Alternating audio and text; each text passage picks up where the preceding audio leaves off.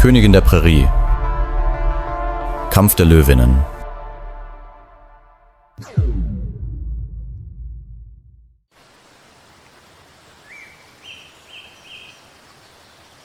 In der sonnenverbrannten Savanne Afrikas, wo der Wind den Duft von verbranntem Gras und den wilden Puls des Lebens herüberträgt,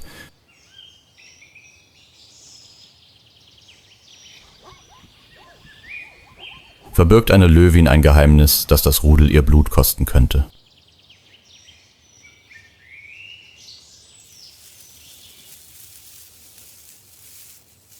Nala, nicht mehr jung, aber auch noch nicht ganz alt, tat das Verbotene, sie wurde von einem fremden Männchen schwanger, außerhalb des Rudels, außerhalb der Regeln.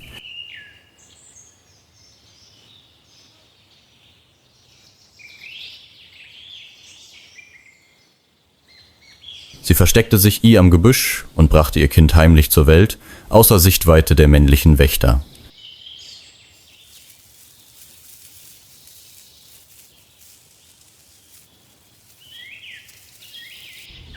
Drei Löwenjunge wurden geboren, klein, zerbrechlich, und sie gehörten niemandem, außer ihr.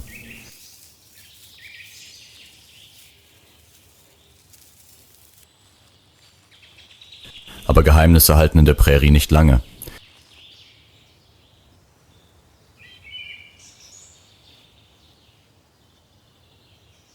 Der Wind wehte dem männlichen Rudel einen seltsamen Geruch zu, und Sefu, einst der Feind, kehrte zurück.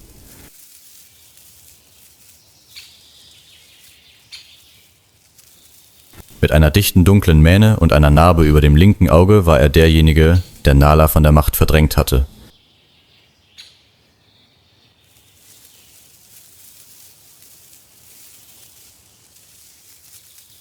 Nun stand er vor ihr und den Kindern.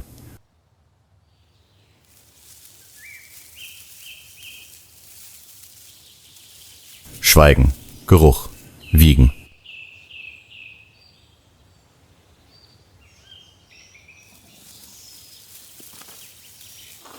In diesem Moment schlang Nala ihren Körper um die Kinder.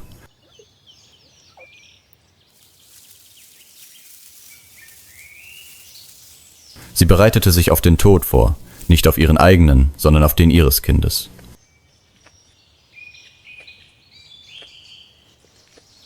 Doch dann geschah das Unerwartete.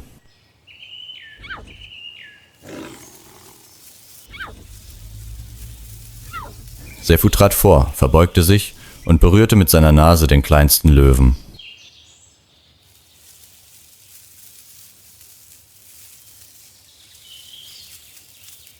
Kein Brüllen, kein Blut, nur ein Blick, still, länger als die Angst.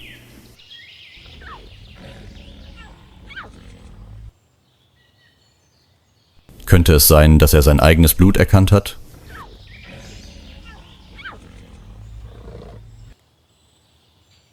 Oder liegt es einfach daran, dass ihr am wilden Herzen Platz für Mitgefühl ist?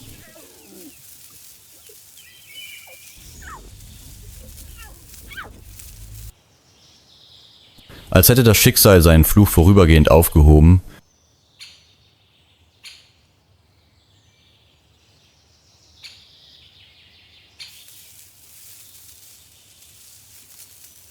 entstand in den folgenden Tagen am Schatten des Akazienbaums eine kleine Familie.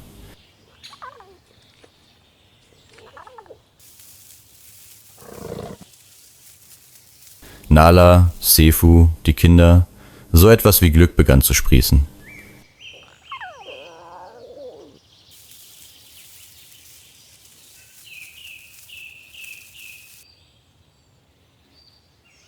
Auch Nalas Schwester kam mit, angezogen von der seltsamen Energie, die das neue Rudel umgab.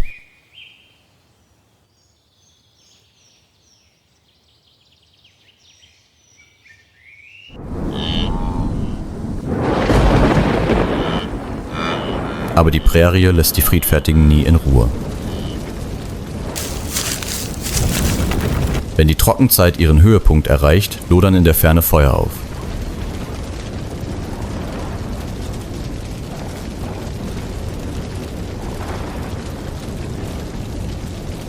Der Wind trug glühende Kohlen mit sich, die wie Geister tanzten.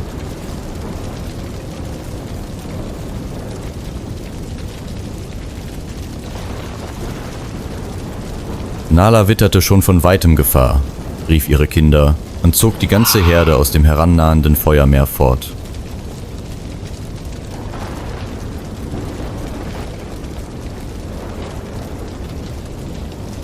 In Panik strömten sie in ein Land, das niemandem gehörte, oder besser gesagt, das noch von niemandem regiert wurde.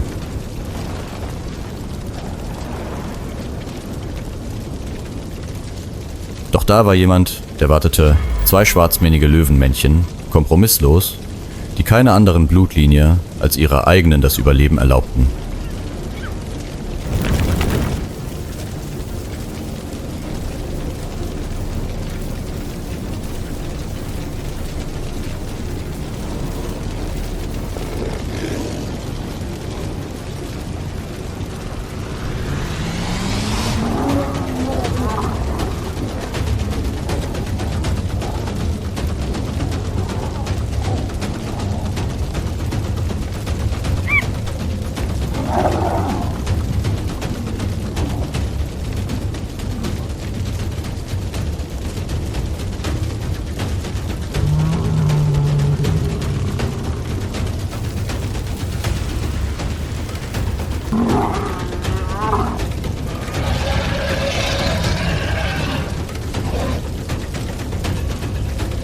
Nala schaffte es irgendwie, stehen zu bleiben.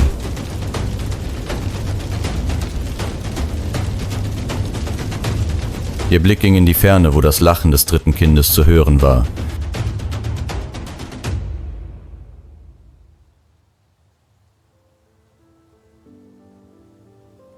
Aber sie ist nicht gefallen.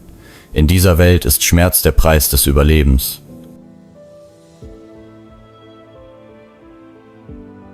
Und obwohl ihr das Herz gebrochen war, mussten ihre Beine weitermachen, für ihre verbleibenden Jungen, für das neue Rudel, für das Leben.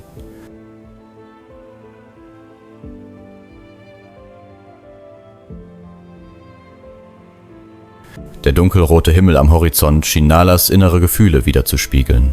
Eine Mischung aus Verlust, Müdigkeit und zerbrechlicher Hoffnung.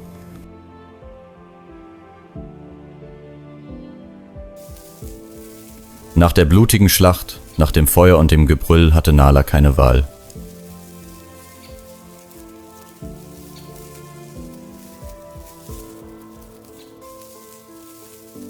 Sie musste gehen. Nicht für sich selbst, sondern für ihre beiden überlebenden Kinder, die letzten Teile dessen, was sie einst Familie nannte.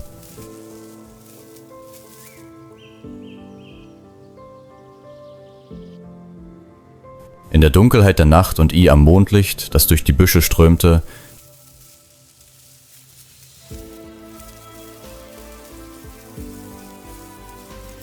führte Nala ihr Kind still und stetig.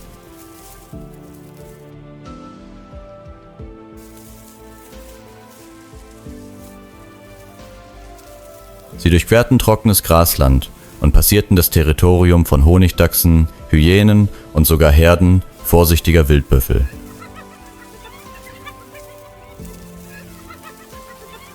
Fremde sind an diesem Ort nicht willkommen. Aber sie suchte nicht nach einem Willkommen, sie suchte nach einer Chance am Leben.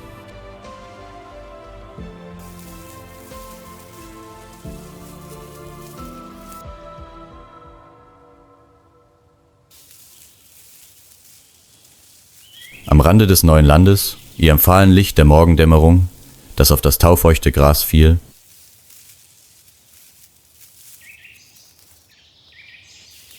stand Nala, schweigend, den Blick auf die Löwinnen vor ihr gerichtet.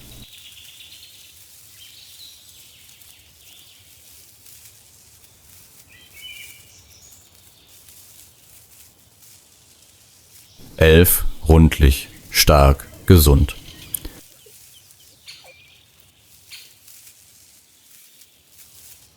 Eine Gemeinschaft, so stark wie ein Affenbrotbaum in der Steppe, organisiert, diszipliniert und Fremden gegenüber misstrauisch.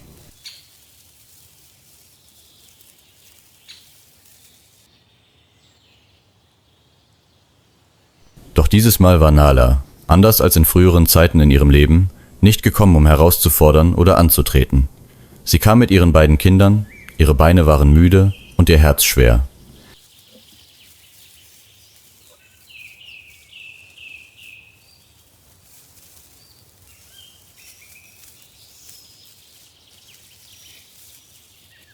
Es bleibt nichts anderes übrig als der Wunsch, zusammenzuleben, verbunden zu sein, beschützt zu werden und bereit zu sein, ihr im Gegenzug zu beschützen.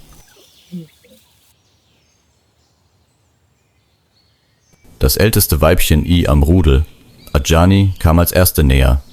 Sie war groß und breitschultrig und hatte eine dünne Mähne, die nur kampferprobte Frauen hatten.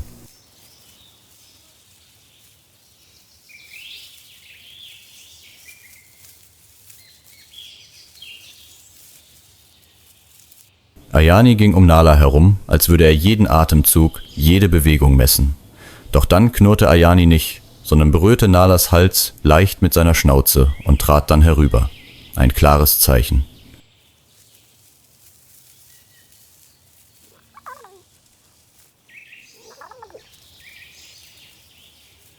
Keine Worte, keine Zeremonie. Es war reiner Instinkt, aber genug, um zu verstehen.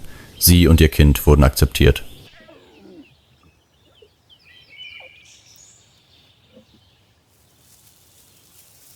Ein paar Tage später brach die Morgendämmerung wie warmer Honig über die Wiese herein.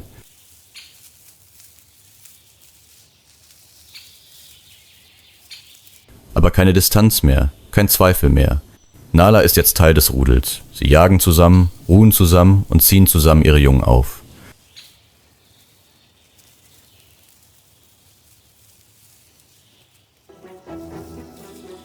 Und heute erwartet sie I am Süden ein großes Ziel. Eine Büffelherde.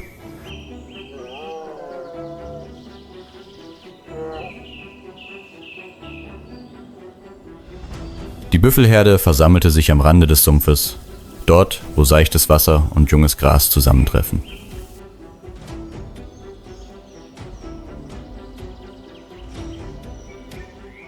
Ein idealer Ort zum Jagen, aber auch voller Gefahren.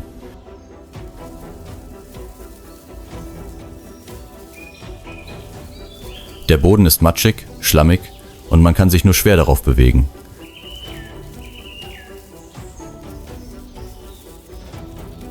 Ein Ausrutscher, ein Tritt genügt, um einen Löwen zu erledigen.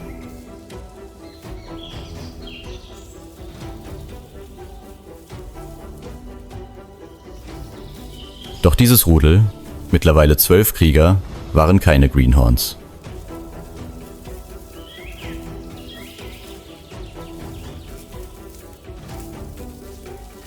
Sie bewegten sich wie eine Schattenarmee, lautlos, lautlos, jeder Einzelne behielt seinen Platz.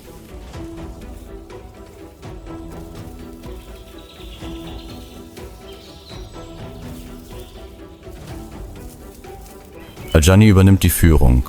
Obwohl Nala neu war, wurde ihr die linke Position zugewiesen, wo Schnelligkeit und Entschlossenheit gefragt waren.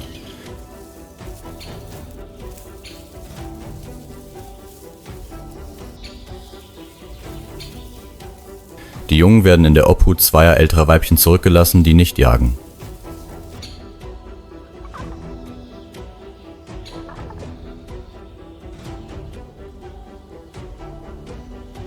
Günstige Winde.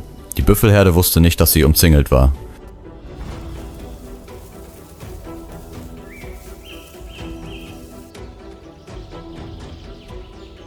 Aus dem Gras heraus leuchteten Ayanis Augen in der Morgensonne.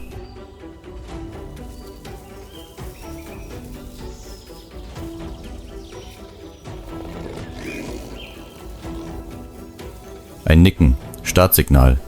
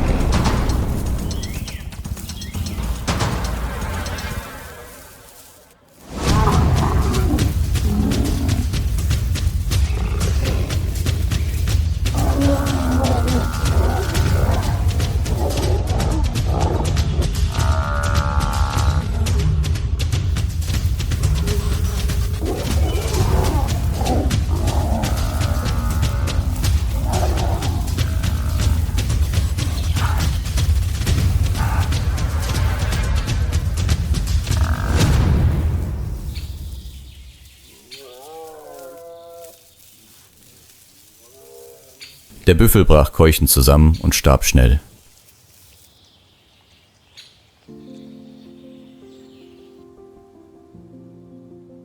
Während das letzte Tageslicht schwindet, liegen volle Bäuche ausgestreckt am Ufer der Lagune.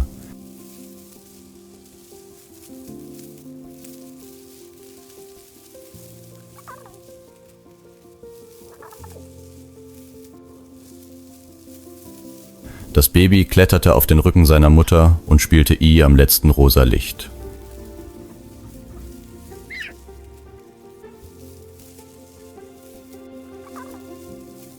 Nala war I am Mittelfeld, keine Außenseiterin mehr.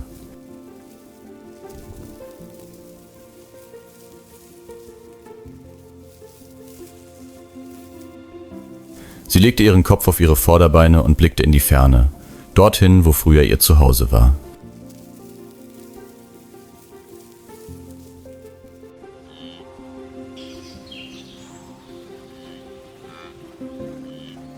Eine Woche nach der Sumpfjagd begann die Regenzeit früher als gewöhnlich.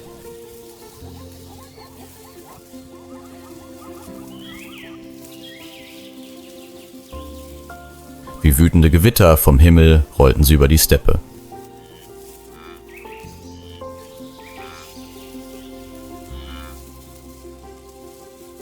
Der Boden ist weicher, es gibt mehr Beute und auch andere Raubtiere tauchen allmählich auf.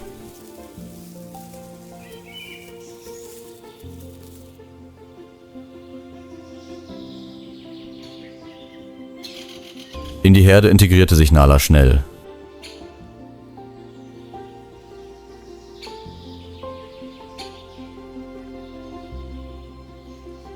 Sie ist nicht nur eine tapfere Kriegerin, sondern auch eine vorbildliche Mutter.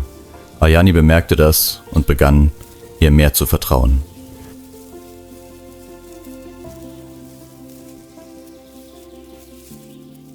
Nalas zwei kleine Jungen, Remy und Tala, spielen und erlernen ebenfalls Fähigkeiten wie die Kinder I am Rudel.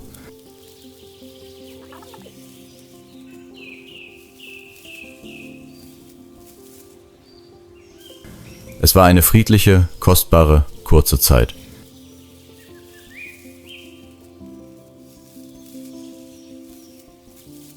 Doch in der Welt der Löwen währt der Frieden nie lange.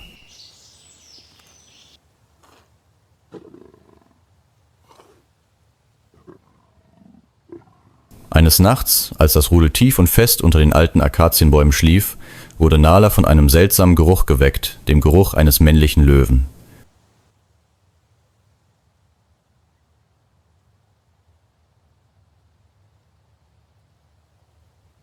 Nicht Sefu, niemand aus dem Rudel. Der Geruch war aggressiv, dick und blutrünstig.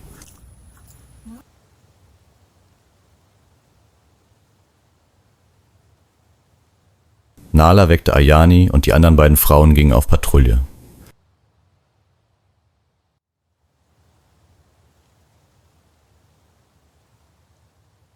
Als sie den südlichen Rand des Territoriums erreichten, sahen sie es, ein Männchen mit schwarzer Mähne, 1,5 Mal größer als Sefu, das sein Territorium an Baumstämmen und dem Boden markierte und laut in der Nacht brüllte.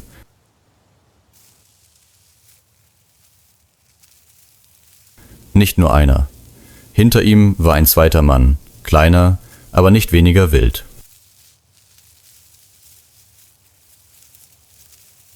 Diese beiden Fremden sind nicht gekommen, um umherzuwandern.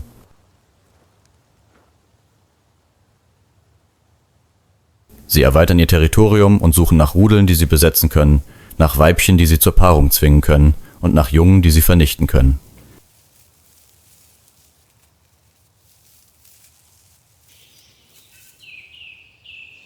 Am nächsten Tag versammelte sich die Herde unter dem Baum.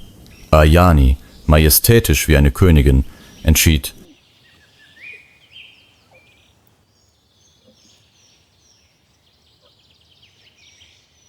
Sie muss das Gebiet halten und darf sich nicht zurückziehen.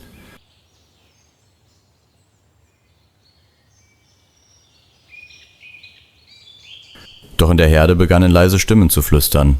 War es die richtige Entscheidung?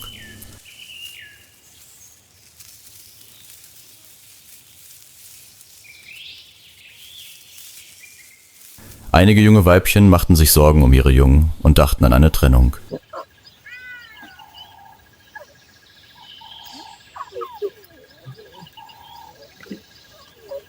Nala schwieg, aber ihre Augen konnten ihre Angst nicht verbergen.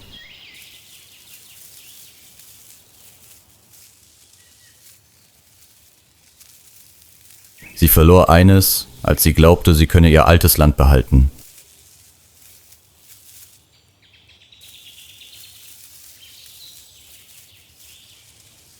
Sie wusste genau, der Schutz eines Stücks Land war nicht so wichtig wie der Schutz des Lebens ihrer Kinder.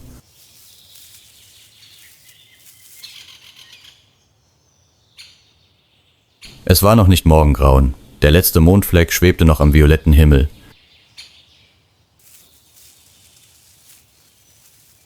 Die Sümpfe am Rande des Gebiets waren in Nebel gehüllt.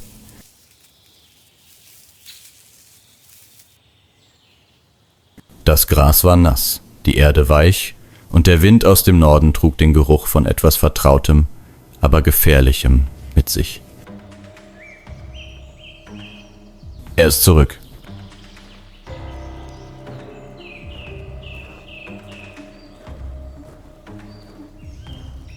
Männlicher Löwe mit schwarzer Mähne.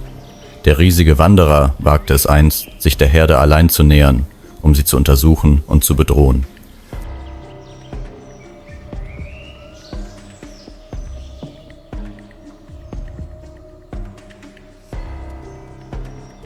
Er kehrte zurück, dieses Mal mit klaren Absichten. Er wollte das Rudel übernehmen, die Paarung erzwingen und die Jungen töten.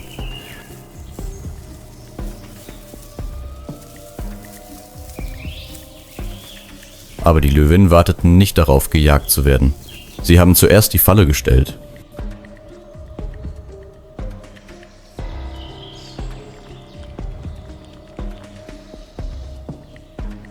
Sechs Löwinnen, ausgewählt aus den schnellsten, stärksten und erfahrensten Individuen.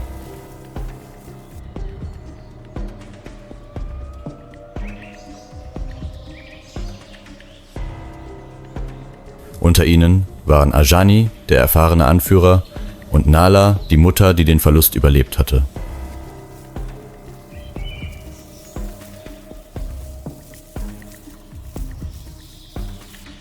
Sie teilten sich in 3 Richtungen auf und versteckten sich am hohen Gras am Rande des Sumpfes, einst ein Jagdgebiet für Büffel, heute eine blutige Arena.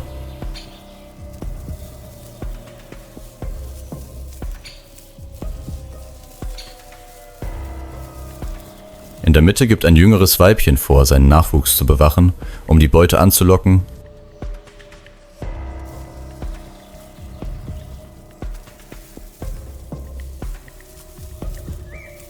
Ein leichtes Ziel. Rückenwind. Den Geruch der 6 Raubtiere, die ihn umkreisen, nimmt das Männchen überhaupt nicht wahr.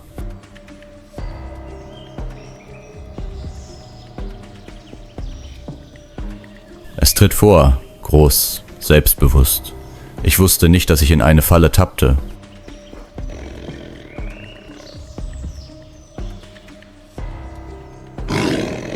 Dann knurrte Ajani leise das Startsignal.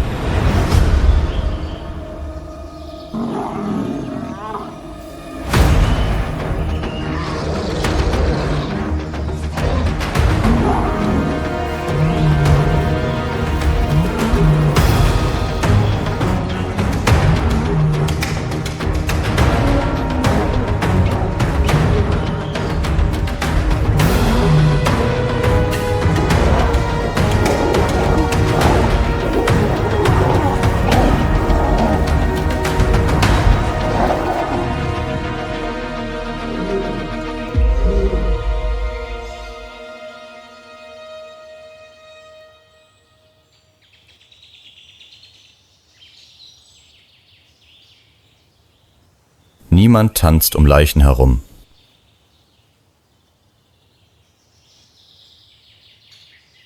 Die 6 Löwinnen standen einfach nur da, Schulter an Schulter, keuchten und sahen sich mit den Augen derer an, die verstanden, dies war mehr als nur ein Kampf ums Überleben. Dies ist das Manifest.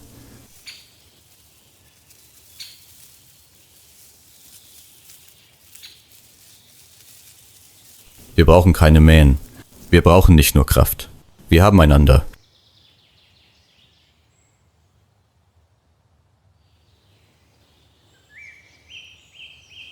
Im frühen Morgensonnenlicht versammelte sich die ganze Herde.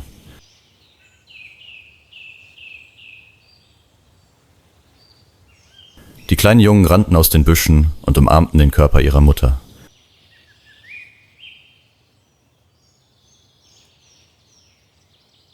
Sie werden nicht ganz verstehen, was gerade passiert ist.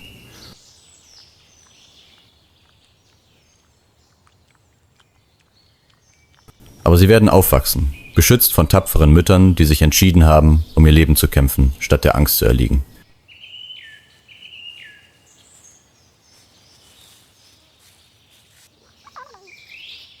Als die Abendschatten über das Grasland fielen, lag ein Rudel Löwinnen am Rande des Sumpfes und ruhte sich aus. Ihre Körper waren noch immer vom Kampf gezeichnet, doch ihre Augen waren ruhig.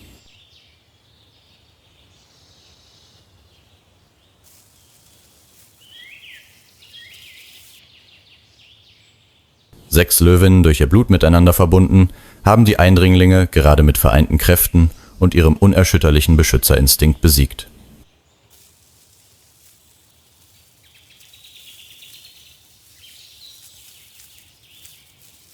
Nala lag mitten in der Herde, ihre beiden Jungen neben ihr. Ihr Blick war auf die Bäume in der Ferne gerichtet, wo sie durch Feuer, durch Verlust und durch die Grenzen der Angst gegangen war, um diesen Tag zu finden.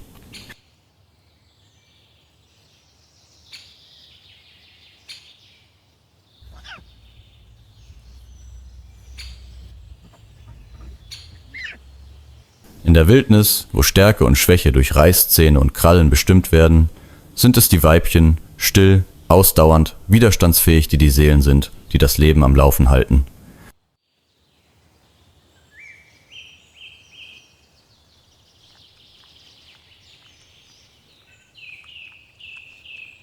Löwinnen kämpfen nicht nur um ihr Territorium, sondern auch um ihre Jungen, um ihre Gemeinschaft, um ihre Zukunft.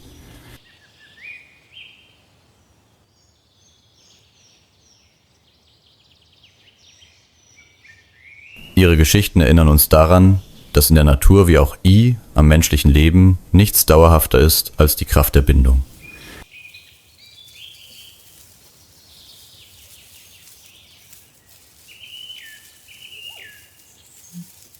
Das Leben ist kein Wettlauf der Stärksten, sondern eine Reise des Zusammenlebens, auf der Vertrauen, Solidarität und der Geist des Teilens der Schlüssel zur Überwindung aller Gefahren sind.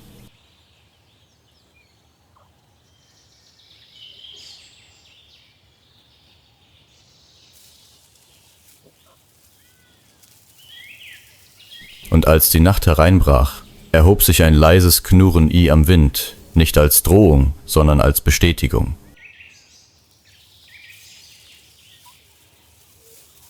Wir sind Mütter, wir sind Kriegerinnen, wir sind eins.